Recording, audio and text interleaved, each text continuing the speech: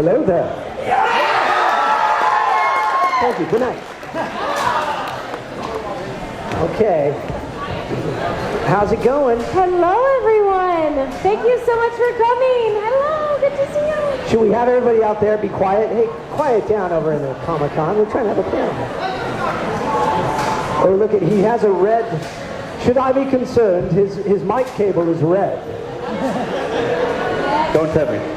All right. We actually should switch. You have green and I have blue. Well, we'll keep it that way this time. It'll be fun. Can you all hear us okay? Yeah. Okay. Yeah, okay. I know. I want to make sure I talk loud enough. How about the back? The back, you guys good?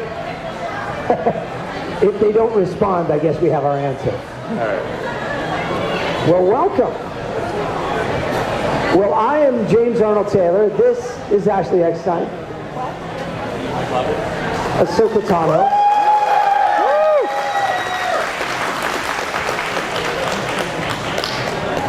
A little louder, a little louder. Is that better? Is that better? I don't know. How's this?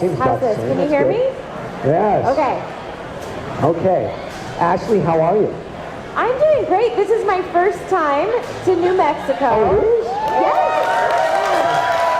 I am so excited to visit another state, and I like to tell people I get to know the cities that we go to through its people. And I just want to thank you for being so kind to us today. I've just so enjoyed meeting each and every one of you, and so thank you. Yes, I would second that. But this is, I think, my third time in New Mexico. And, yeah, I don't get as big of a cheer. Yeah, okay, good. Come on. I liked it so much I came back. Look at that. And are you a local? For about 8 years now. Okay. Before that, Arizona, and I think 100 over 130 any day. So you just like hot places? No. Okay. I've said to everybody that comes to the table, it's not as hot as Tatooine. So you've got that going for you, which is nice. So now, do you want to ask us some questions or anything? Do you have anything that you have? You said you guys are pretty self-sufficient. I'm just here. I am, but I don't want to take away from your No. No one, you guys are fine. I live here. These people, some of them have heard me more than once. You should just like uncomfortably sit there the whole time and say nothing, and they'll be like, "It's so weird." Oh, I can make it more awkward. I can just. James, you know what I feel like we should do? What? Do these stretch? Do they come down? Yeah. Okay, hold up. Let's go around. You want to go around? Okay. I'll be just off stage, right?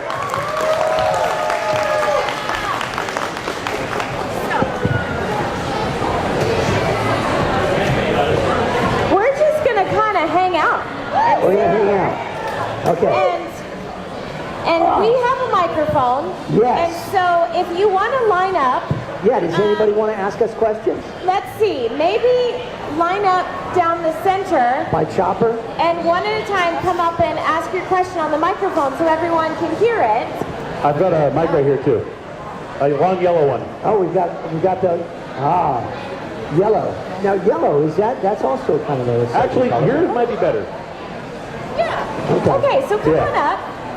Tell us your name and tell us your question. My name is Steven. Steven. What is your favorite droid? Ooh, this one's, so the question is, what is your favorite droid? This one is super easy for me because my favorite Star Wars character other than Ahsoka Tano is R2-D2. Yeah. Hands down. Literally my first Star Wars memory is of R2-D2, and he's been my favorite character ever since. Do you ever speak droid then? I understand droid. Yeah. You know, I love when he does the... He's like sad. He says, I don't think he likes you. He says, no, I don't like you either. C-3PO is not my favorite droid. R5 should be everyone's favorite droid, but I'm a pretty big RT fan as well. He saved the day more than Luke Skywalker or Anakin, I think, hasn't he? Yeah. Now, James, have you voiced a droid? Yeah. Do you remember in the Clone Wars movie, you talked to 4A7? Oh, yeah. 4A7 was kind of a traitor droid. He double-crossed you. Yeah. And that was me. Oh. And then there was another scene in there where somebody was needing a medical droid, and I was the medical droid. And I did Jeff Goldblum's voice for that medical droid. So, ooh, oh yeah, ooh. But the one that I did for you, 4A7, I did kind of a David Hyde Pierce voice, you know, from Frasier. Yeah. So he was kind of, oh yes, he was kind of a snoopy little droid. Oh, I don't think you're a Jedi, you know, and all that. I was rude to you, actually, which is weird, because I'd never be rude. Which is very weird. So yes, I was a rude droid, much like C-3PO. No, I love C-3PO. Thank you. Anthony Thank you for your Daniels question. is a great guy, Yeah, but we great kid friend. each other in a very, Yes. yes. Yeah. So come on up. Can Tell you guys us your hear us name. at all? Okay. It Okay, feels does it like we're feel- like talking into just the void. I know.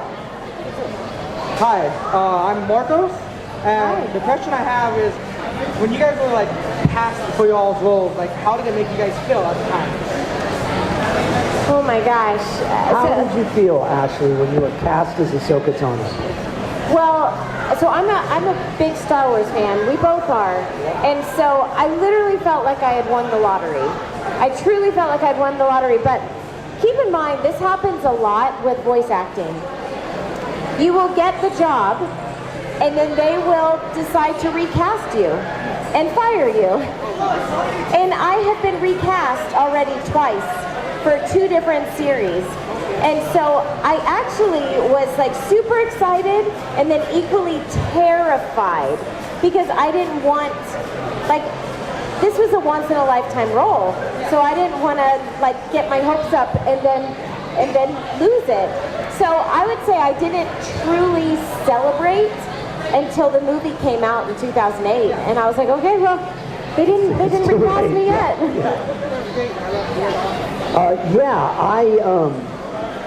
What was the exact question was, when we got the roles, how did we feel?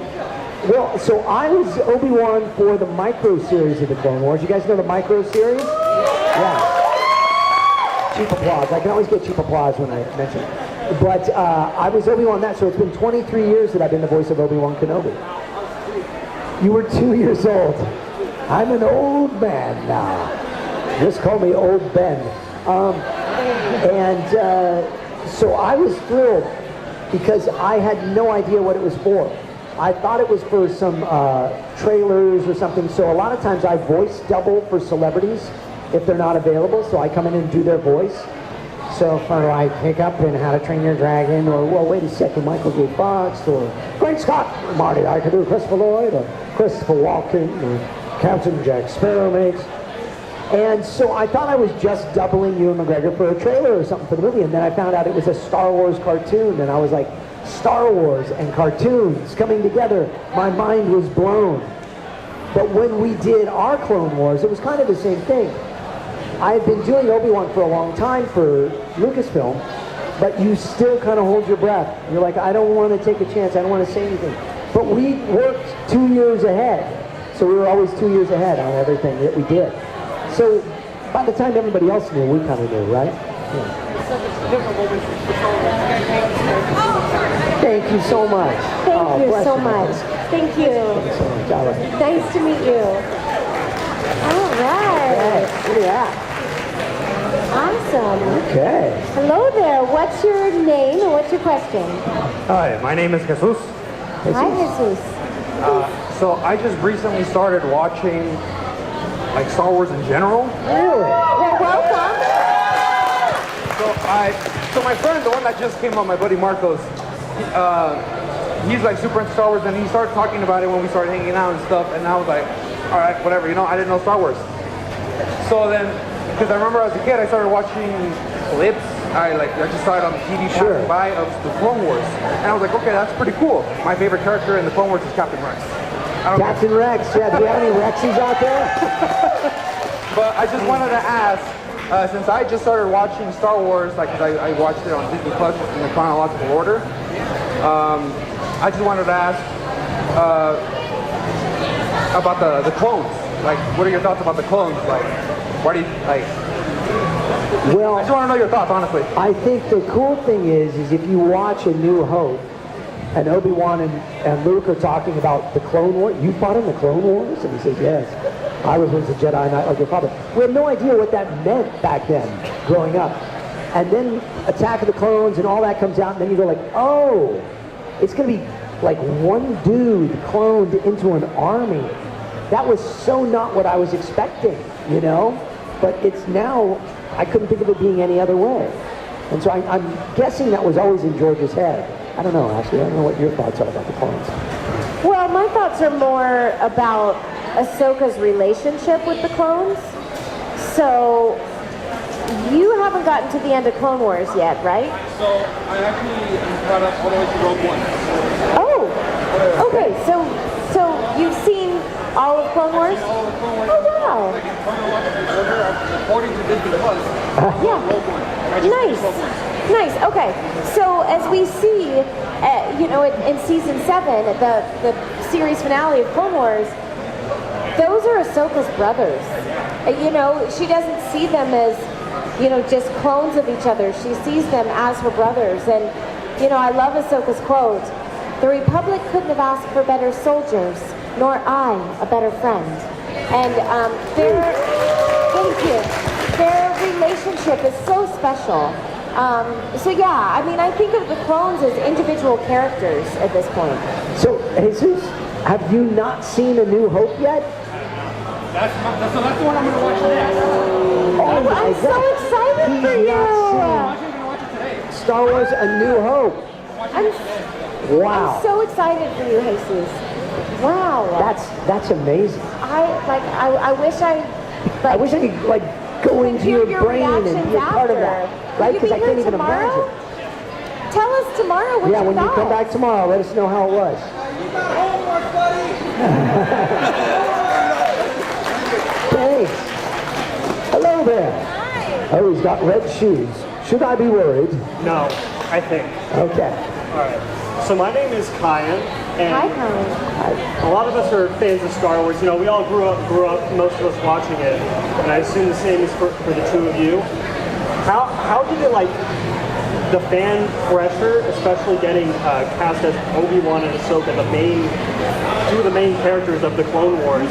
How did that feel like for you going into the booth and everything like that? It's a great question. Why don't you go first? Well, I think it kind of goes to what you were saying before. It kind of builds because you realize it settles into you, and then people start seeing it, and then they become more real as everybody else experiences it.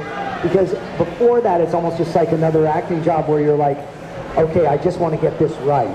I want to perform this character right and everything. But then once it becomes part of your universe, then we get to feel what you felt. Like Ahsoka became my all-time favorite Star Wars character once Clone Wars came out. I loved what Ashley was doing. I'm like, I know I'm going to love this character. But then I got to see her, and then I got to hear her and see her, and all of it put together, and I thought, wow, she's just so great. She reminded me a little of my daughter. She reminded me of myself as a kid. She reminded me, and that's what you said too, right? And I'll let you expand on that. But it's a weird thing to be part of something from the beginning and then afterwards. Like some shows you do, you have no idea what they're going to look like, sound like, or be, and then you watch it later and you're like, oh, that makes so much more sense. We knew Star Wars, but we didn't know what Clone Wars was. So is that fair? Yeah, and I think at this point we knew who Obi-Wan Kenobi was, but we didn't know who Ahsoka Tano was. So I got to live with Ahsoka for 2 years before you all ever met her. So I had fallen in love with her. And, it's no secret that when Clone Wars first came out in 2008, Ahsoka wasn't necessarily loved by everyone. She came on a bit snippy, a bit strong. I'll even be the first to say that. She was a bit much. She was every bit of a 14-year-old Padawan, a teenager. Like James said, we were always 2 years ahead. And I knew how far she had come just in those 2 years. Because we were well into season 2 by the time you all had just seen the movie. And so I just begged fans for their patience. I said, no one is perfect. I was that snippy teenager at 14, you know, and exactly, we all were. And so if a character is perfect from the beginning, that's a really boring arc. And so I just asked fans for patience, and I think the patience paid off, right? Yes, You all we like love Ahsoka? Yeah. Thanks so much. Thanks. And you were saying, Ashley, though, Ahsoka's each one of us, right? And that truly, so Ahsoka is the eyes of the audience in Clone Wars. Yeah. You were meant to experience the Clone Wars through Ahsoka's eyes. So when Ahsoka failed, it's like we failed. When Ahsoka was devastated, we were devastated. And so that's why I say Ahsoka lives in all of us now, because her lessons and her inspirations truly live on in each and every one of us. And then what a perfect segue. Yes. To Ahsoka Tell Tano. us your name and your question. My name is Kira, and I have a question about Star Wars Rebels. So just spoiler warning, because I know we have a new friend in the audience who hasn't gotten there yet. Am I still allowed to ask? So when I was little and watching Rebels, I remember one of the, and particularly the second season, one of the really big things would be when Vader and Ahsoka finally encountered each other. And I remember it being seriously affected when I was in a new bitty by that, because it was very intense. And I had always really loved Anakin and Ahsoka's friendship throughout watching the Clone Wars. It was like one of the most important parts of both of their characters, at least in my interpretation. So what was that like, recording the scenes with Vader for you? And like, did you have any like big feelings about it? I had massive feelings about that scene. So Dave Filoni had prepped me and Matt Lanter for everything we needed to know. But he did prep us and say, hey, this is going to be a really emotional and important scene. But keep in mind, when I had recorded that scene, Clone Wars had been canceled a couple years prior, and we never got that final scene. We didn't know we were going to be canceled. We finished the season and then thought we were going to come back for the next. Yeah. And so I was devastated when Clone Wars was canceled. And I thought I may never get to record with Matt Lanter ever again. So when we got to do that final scene and Matt was in the studio standing right next to me, you know, I was saying goodbye to Matt like Ahsoka was saying goodbye to Anakin. And so it was very real emotions. I was crying. My heart was beating outside of my chest. The only thing that Dave Filoni didn't tell me, because once my lines were done, he kicked me out of the studio, but he kept Matt. And then I think it was the line, "Then you shall die." I didn't know that line. I didn't know that he was going to merge it with James Earl Jones. Like, there were so many things that I didn't know until I watched it on TV. So it was really emotional. Thank you. Thank you so much. Come on up. Hello there. Hello. What's your name and what's your question? I'm Rosha, and kind of a silly one, I think. How many collectively war crimes do you think your characters committed over the course of the series? No one's ever asked me that before. I think we need to use the Jedi mind trick on that one. Well, if Matt was here, he'd, I think Anakin would have more.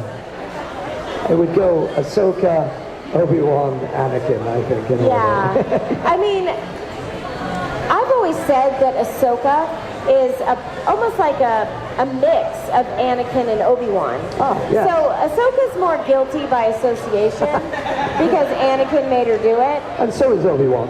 Yes, so is Obi-Wan, for sure. But, you know, I think Ahsoka in many ways is more of a Jedi than even any of the Jedi that were left behind. For what it meant, what it stood for, what she was brought up. Of course, Plo Koon, who I also am blessed to voice, the voice of Plo Koon, brought up. More cheap applause. I'm getting more cheap applause. helped raise her in the ways of the Force. And I think that Flo was one of those true believer Jedis as well. So, yeah, I think that's an interesting question. Have we spun that in a positive way for you at least? Yeah, I honestly have never thought about it. 'Cause I always think of that about Chopper, but not about Ahsoka. Thanks.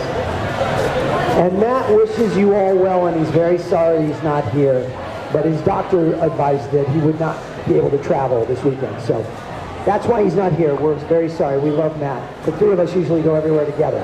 So it's weird when it's just the two of us. I know. He was very bummed not to be here. And he was also definitely sick. So yes. But there you go. Yay, Matt. Yes. We love you, Matt. Hello. I just wanted to ask, like, what's your favorite elf storylines that you recorded when you two were like, that's going to be a game changer? Oh, so the question was, what's our favorite storyline and where we thought, oh, this is going to be a game changer in our characters or the world of Clone Wars, yeah? Did I give you enough time to think about it? Yeah. Well, you know, the audience reaction often surprised us. You know, I knew that the season 5 finale of Ahsoka walking away from the Jedi Order would be really powerful. So that I knew it would make an impact. I did not, and that's my favorite Ahsoka moment, by the way. That's my favorite arc.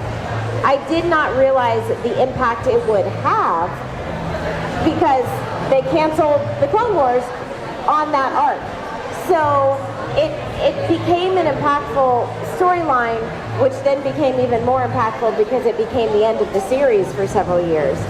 So, but we don't get to see the animation when we record. They record our voice first, and then they do the animation to our voice. So I don't ever realize how big it's going to be until I see it. For example, the Ahsoka Darth Maul fight in Siege of Mandalore. How about that fight? Like, that fight's amazing. Yes. I mean, my jaw was like on the floor when I was watching that. I had no idea how epic that fight was going to be. Yeah, I would say the same thing. I mean, the ones I'm always partial to are the ones with the Duchess Satine and Darth Maul, the Lawless, and I kind of knew that would be a big deal for Obi-Wan's story, certainly for Satine's story, but also for the relationship between Maul and Obi-Wan and where things would go.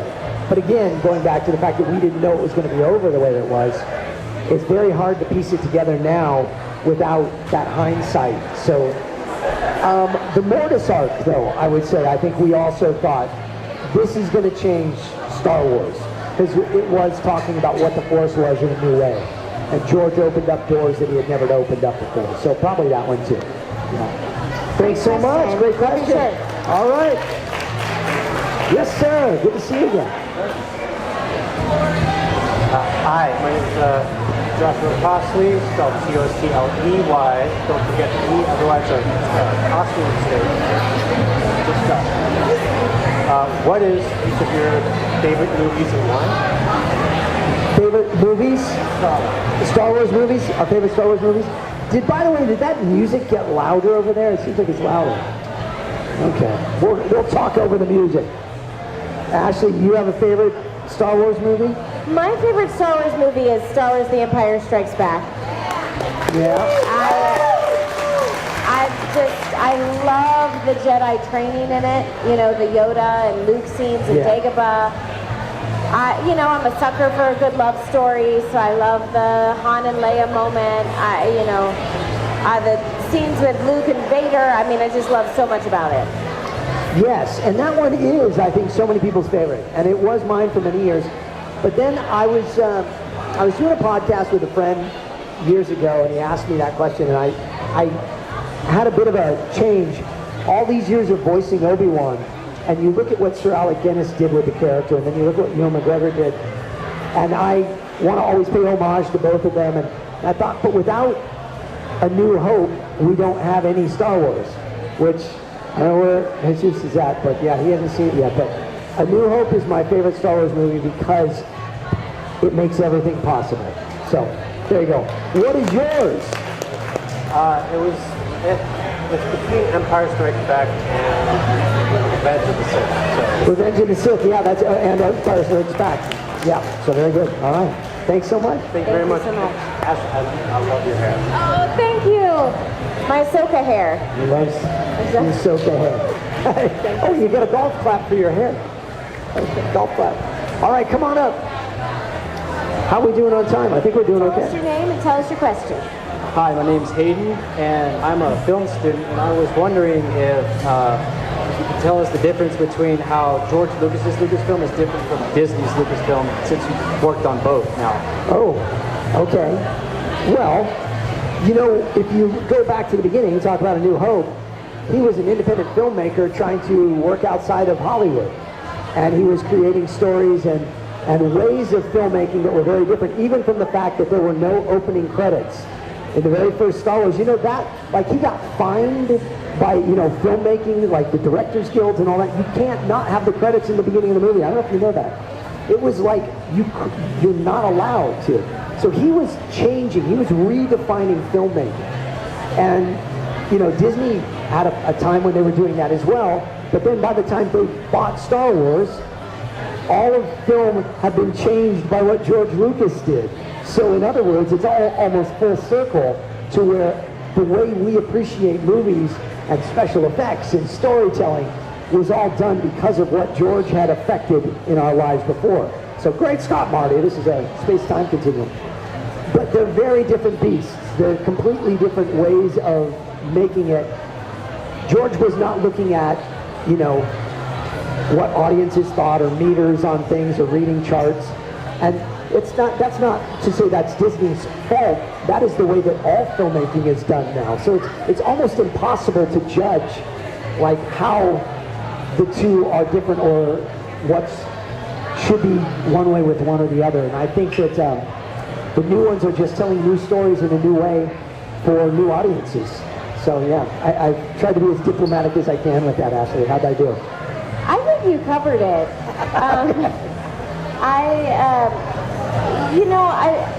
I will say there's so much more.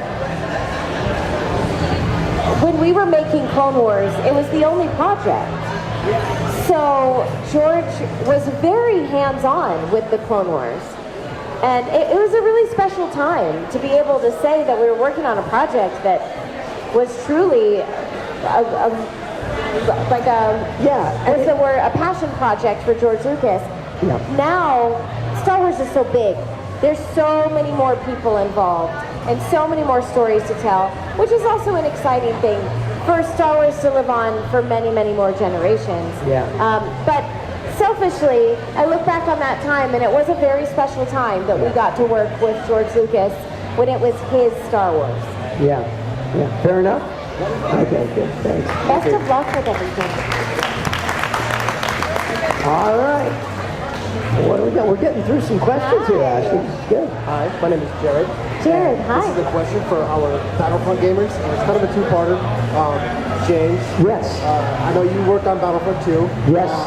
How was that? And Ashley, how close were you to joining that team? Because I hear there's rumors out there that you were very close to joining that project. Well, so there's been 2 Battlefront 2s. I worked on the original Battlefront 2 back in 2002 or 2003 when that came out. Yeah. And I was Obi-Wan in that. And then the new one came out, and they were calling it Battlefront 2. I'm like, that's weird. And Matt and I both got to work on it, but no Ahsoka. So I never recorded anything for any of the Battlefront games. But we usually come in later in the process. So it doesn't mean that Ahsoka wasn't going to be in it. I've heard the rumors as well. But it never got to the point where I was in the studio. So I don't know what happened. I will say I love doing games. We've had a lot of fun. Oh man, we've done so many. Yeah. So I'd love for her to be in a game. I'd love to voice her again in a game. So hopefully I get to. in the future. But yeah, it never got to the point where I actually recorded anything. Save Battlefront 3. Yeah, Battlefront 3. Thank you. Thanks so much. Good question. All right, you're up. Look at that cool R2D2 shirt. I know, I love that shirt. That is very cool. Okay, so my name's Jackson. I'm also a film student with Aiden over there. Nice. My question is, me and my friend always talk about going into voice acting. So Me too. how could one do that as a film student, like graduate? How to get into voice acting? Well, you know, so I started 39 years ago in voice acting. So it was a long time ago. And it was very different. And then you cut to the early 2000s when Ashley's getting involved in voice acting. And even then it was very different. So now, thank goodness, D. Bradley Baker, the voice of all the clones, has created a wonderful website. You're shaking your head, you probably know about it. iwannabeavoiceactor.com is a great way because we all get that question all the time. So it's a great reference. Yuri Lowenthal and Tara Platt both made a great book called Voiceover Voice Actor. It's another great reference. I have a YouTube channel where I do a lot of just things on there where I'm voice acting, so I figure the best way to learn is to watch people do what you want to do. But if you want to get into voice acting now, it seems like it's a very different world. It's more of a Instagram, TikTok, YouTube world there. You could have something go viral, and then the next thing you know, the studios are going, hey, we want the kid that does the voice on the thing, you know? So it's very different from what we used to do. Getting agents, auditioning, all that. Well, and as a film student, make your own projects. Just do it. You know, you have to just start. And that's often the scariest part.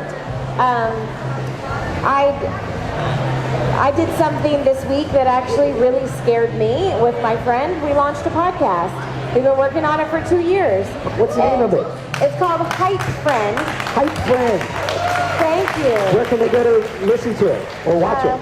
beahypefriend.com. So it's HYPE friend, all one word. It's about friendship.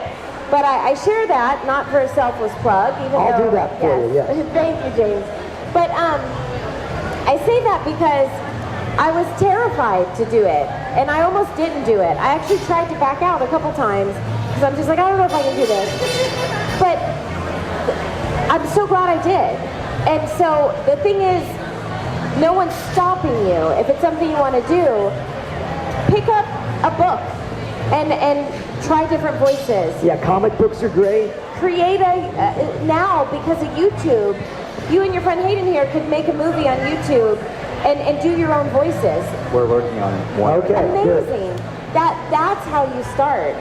So yeah, you today have more access at your fingertips than we ever had. Yeah. So I would say just start, and you get better by doing it. And know this, voice acting is acting as much as any on-camera acting is.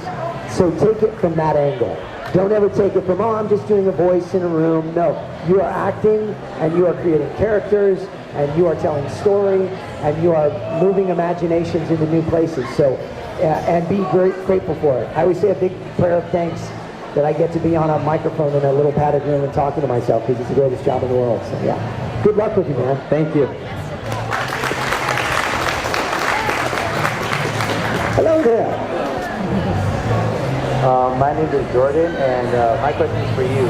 How was your feeling doing the Order 66 scene in Clone Wars towards the end? Oh my gosh. So when we recorded the Order 66 scene, I was mostly with D. Bradley Baker, and it was very emotional. You know, those episodes, they were all, we all felt the pressure of those episodes because we never thought we'd get to come back and finish Clone Wars. So when we did, we're like, okay, this is a gift, and we gotta make the most of it. So I remember Dave Filoni called me and Dee in, and they normally do temp record. So they'll just pull someone in from the animation office to record Ahsoka's lines, and they'll put them to like animatics and storyboards. So again, there's a whole part of the process before we go into the studio. Well, these episodes were so important that Dave wanted Dee and I to do the temporary record. So he said, look, you're going to come in and record these lines. These are just temporary, and then you're going to come back and record them again. Well, we were so emotional and so in the moment that some of those lines from the temporary record were the actual lines that we used for the series. So it was just an honor to get to come back and finish it, and it was very emotional. There were definitely tears. But at the same token, Dave would actually say to me, he'd be like, Ashley, you're not supposed to know that yet. See, we all know about Order 66. We all know what happens. Ahsoka in that moment had no clue what was going on. So sometimes I would read it way more emotional, and he'd be like, Ashley, don't read it that way, because she wouldn't be emotional. This would be like any other mission that she's going on. So I almost had to unlearn everything that I had learned about Star Wars to do those scenes. Yes. What you learned. Sorry. Great question. Thank you. Yeah, that's a great question. Hello. Hi, my name's Haley. Huge fan of both of your works. My question is for both of you. Do you ever ad-lib any of your lines? And if you do, what's your favorite line that you've ever ad-libbed? There wasn't a ton of ad-libbing in Star Wars, but, well, you ad-libbed Sky Guy, I'm no Jedi. No, I just can't. No, I wish. To James's point, there wasn't a lot of ad-libbing. The amount of approval process that a script goes through before it gets to us, it's so precious. So they really don't want us ad-libbing a lot, because then they'd have to go back through and get it all approved. That being said, what I got to do a lot more and had a lot more freedom is with my performance, because they had no idea what they wanted for Ahsoka. And they knew they wanted her to be a little snippy, but not bratty, but they didn't know what they wanted her to sound like. And so I was literally cast to be myself. And so I had a lot of leeway. Dave was like, how would you say this? How would you respond to this? How would you joke about this? And so I am very grateful that I had a lot of input on my performance. And so Ahsoka, especially in the beginning, is just me. Like, if you want to know what 25-year-old Ashley was like, that was Ahsoka in the beginning. Yeah, and with Obi-Wan, it was, I'm matching Ewan McGregor, who's matching Alec Guinness, who's doing Obi-Wan Kenobi. So it's like all these, but they did give us that freedom to take the characters and make them our own. It would be more so with Obi-Wan, it was things like, if it said, I can't do that in the script, I would say, I cannot do that. It's just little things where he'd go, Obi-Wan it up a little. Like, it would be like this, the way that Obi-Wan would say things a little more proper. And the pauses, and it's like Ashley's talking about your delivery. And so you find ways of kind of ad-libbing, so to speak, in making it that. We also always had cameras on us, and so the movements that you see the characters do a lot of times were stuff we were literally doing in the studio. So in some ways, that's kind of our performance coming out in that too, coming ad-lib in that too. Especially in the beginning, several of Ahsoka's facial expressions were my facial expressions. So they did use the footage of us, like James said, for animation. Yeah, we could, it's funny, our family, like my daughter would be like, she'd be watching Clone Wars, and she was a big Clone Wars fan growing up, and she's like, oh, that was the look you give me when I've done something wrong, Like, you could see when, Anakin, and I do that. So, yeah, you definitely, or, putting the hand on the, I wonder, I did that a lot, and Matt would put his hands on his hips, or cross his arms, and you see Anakin do that stuff, and you would have, your pencil was your lightsaber. I know, because we couldn't make noise, because you're standing right in front of a microphone, but we still were in the middle of lightsaber battles, so I would take a pencil and I would have epic lightsaber battles with the pencil. Thank you. Thanks so much. Are we going to get through everybody? 3 3 minutes. 3 okay. minutes. Okay, We'll we're try. gonna do speed round, and we're gonna get through the rest of these people here, but we'll answer quick. Not really a question, but I just wanted to see if you guys can drop some like Jedi wisdom or something like that. Oh, well, I would say to be mindful of the Force, but you always are talking about mindfulness, so I'll leave that to Ahsoka. You know what? I'm gonna leave this. Ahsoka's biggest power is her kindness. And it's not the fact that she... Thank you. That was profound to me when I realized that. I didn't realize that until pretty much season 7. It's not her 2 lightsabers. It's not how agile and fierce of a fighter she is that she's kind and she helps others no matter what. So, there you go. What's your name? My name is Alan. Awesome. Thanks, Thank Alan. you so much. All right. Okay, come on. Yay. Hello, my name is Neil McKay, and I'm a huge fan of Clone Wars. I just now got back into the Clone Wars. And I have a question for both of you. I was wondering, if you were not playing the character that you were playing, what character would you most want to play? If we weren't playing the characters we were playing, who would we want to play? Well, I will say, good question. I auditioned for Padme. So I thought I was auditioning for Padme, and Ahsoka was so top secret that they weren't kind of advertising that they were looking for an Ahsoka. And so yeah, I was excited that I might have the chance for Padme, and then ended up as Ahsoka. I was also auditioning for Padme, but I didn't get that. I actually also auditioned for Anakin and Obi-Wan before they got hunky Matt Lantern in there, which was weird. Because I just couldn't, I have conversations with myself all the time, but between Plo Koon and Obi-Wan, I'm so blessed to be those characters. I don't know if there's any other ones, you know? Uncle Owen? I don't know, yeah. Fair enough, thanks. Okay. You too. Okay, last 2. Last 2, we'll get through them. Hi, my name's Eddie. This is more for you, Ashley. I'm sure you know a lot of us were excited for the Ahsoka name drop in The Mandalorian and for the spin-off. So do we have any confirmation of you making a cameo for the upcoming season? I have not filmed a cameo in the upcoming season. So your guess is as good as mine. But if you all want to ask Dave Filoni to... You want to start a campaign to put us in these, that's fine. We'd love that. Wouldn't it be great if Ashley was in one of these? Wouldn't that be awesome? But no, thank you. I mean, I'm just excited that that Ahsoka has made the jump to live action and that so many more people know about her. But yes, I've been on record before. I would love to have a cameo or play a part in something. So hopefully one day. But thank you for asking. Yeah, thanks. I would have loved to be in Kenobi and walk by him as an alien and said, hello there, hello there. That would have been good. All right, last question. First off, good to see you, James. Ashley, I want to thank you for coming to New Mexico. We're all happy about it. It's going to do back Ridge Garrison. Thank you so much. So my question is for both of you, how was it work with Sam Witwer, aka Darth Maul? Oh, Sam Witwer. Oh, he's so hunky and dark and evil. No, Sam's great. Sam's a wonderful actor.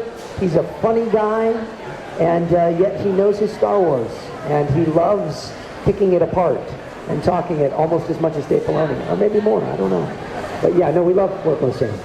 Yeah, just to echo, Sam's a really great guy.